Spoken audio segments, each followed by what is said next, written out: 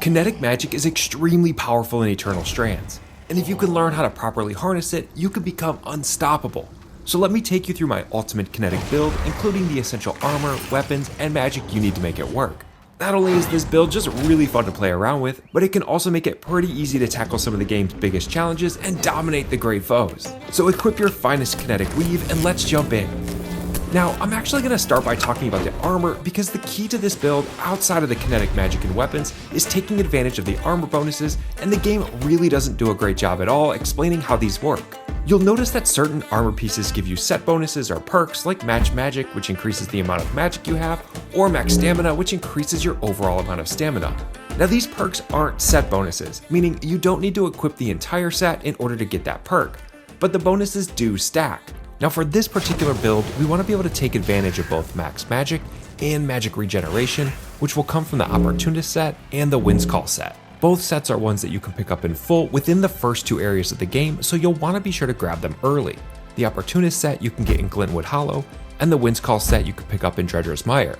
Now unfortunately, the game doesn't tell you how much magic increase you get from the Opportunist set, or how fast the magic regeneration is from the different pieces of the Wind's Call.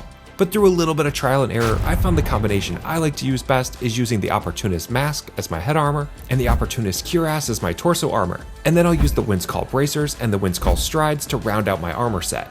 With this combination, I found that I pretty much never run out of magic, so I can keep those spells and magic combinations going pretty much constantly. And the armor set is also pretty light, so I'm not draining my stamina or being slowed down by a tanky armor. Now of course, in the kinetic build, the primary weapons we'll be using are the Kinetic Sword and Shield and the Kinetic Two Hander, which I've found to be the two most powerful weapons in the entire game. The Kinetic Two Hander is one that you can pick up pretty early on from this hammer site location in Upper Tenebron, right outside the Spire Loom Gate.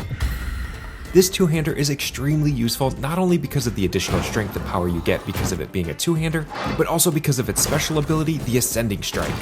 This ability will launch an enemy up in the air, not only dealing a decent amount of damage, but there's usually a good window where you can continue to deal damage once they're back on the ground. Another great use for the Kinetic Two-Hander is to use the Ascending Strike skill to launch yourself onto a high ledge, or even to scale a great foe, because the Ascending Strike doesn't use up any stamina. This really is one of the best ways to save yourself some time when you're trying to get somewhere high, or even just to get yourself out of a tough situation. Now next up, you're going to want to be sure to pick up the Kinetic Sword and Shield. Unfortunately, this one isn't really something you can pick up until later in the game, but once you have access to the Institute, you can find it in the northern part of the map, just outside Expansion Cavern 36.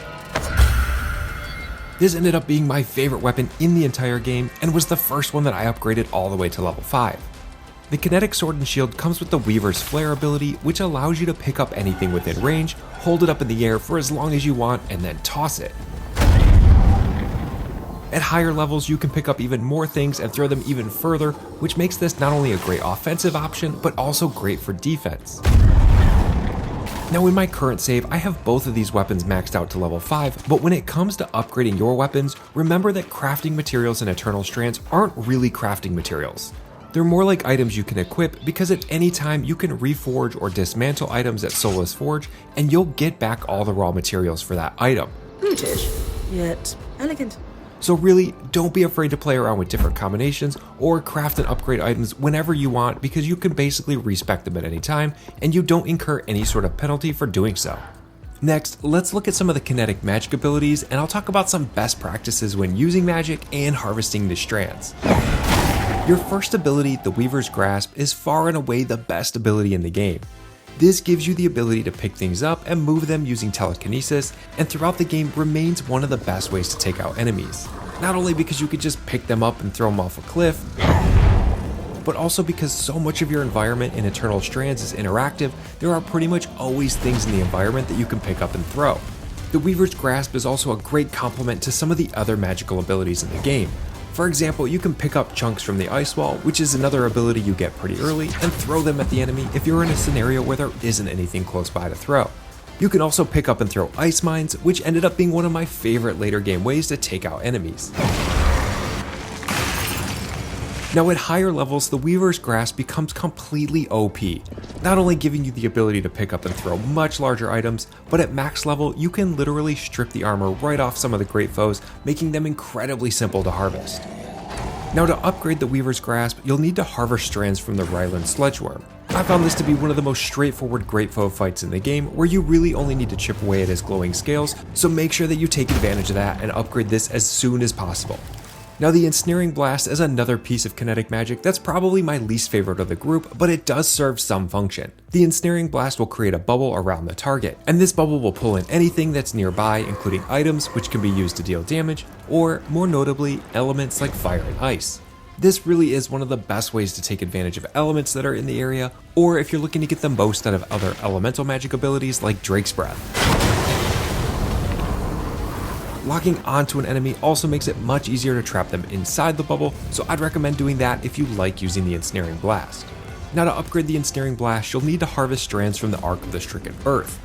This is one of the arcs where you can completely pull the armor off using the upgraded Weaver's Grasp, which makes this fight incredibly easy.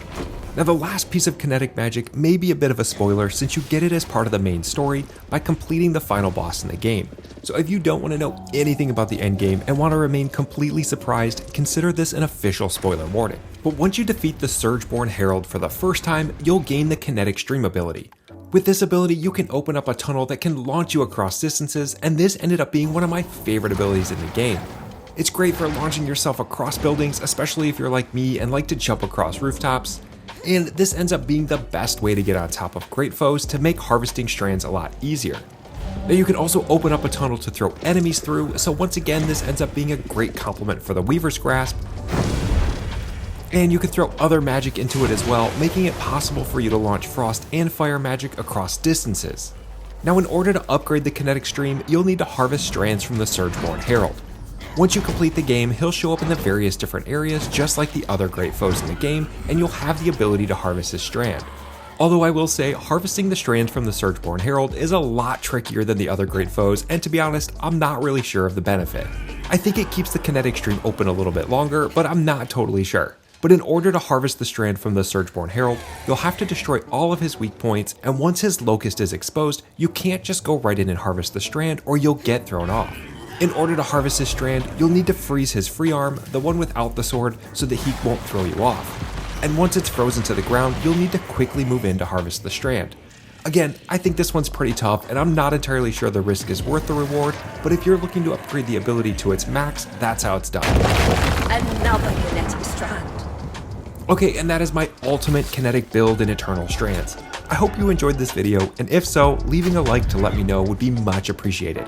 And if you have some other ideas for builds you'd like to see, or thoughts on how I can make this one even better, be sure to let me know in the comments.